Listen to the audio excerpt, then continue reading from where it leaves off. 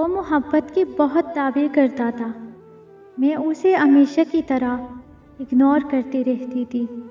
وہ اکثر کال پہ رونے بھی لگ جاتا تھا۔ 7 مہینے بعد میری دل اس کے لیے نرم ہو گیا، اور پھر میرے دل میں بھی اس کے لیے بہت زیادہ محبت پیدا ہو گئی۔ میری محبت کی اصرار پر ہم دونوں بہت زیادہ خوش تھے۔ ہمارے درمیان ہر روز محبت بڑھتی جا رہی تھی۔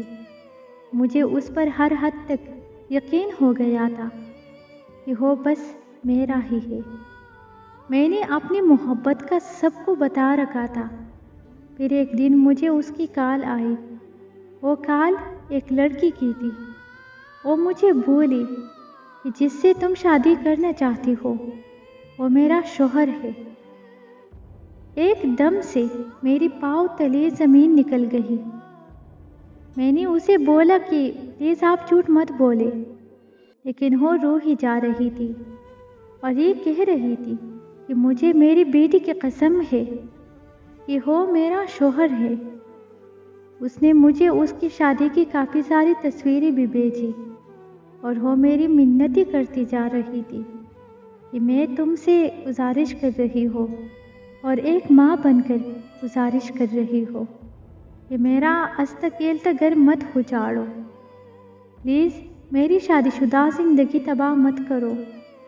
میں نے کال بند کر دی۔ ایک ہی لمحے میں میری ساری دنیا اجڑ گئی۔ میری دماغ بالکل سن ہو گیا تھا۔ میں اپنے ہوش و آواز بالکل کھو بیٹھی تھی۔ مجھے کچھ سمجھ نہیں آ رہا تھا کہ میں کیا کروں۔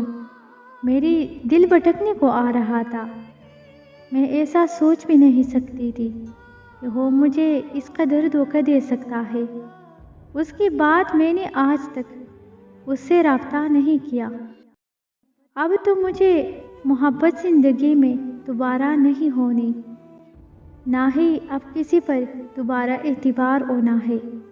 ہاں، محبت تھی اس سے، اور مجھے اس سے محبت ہمیشہ رہے گی، لیکن افسوس یہی رہے گا کہ میری زندگی سے اس کا وجود ہمیشہ کے لیے چلا گیا۔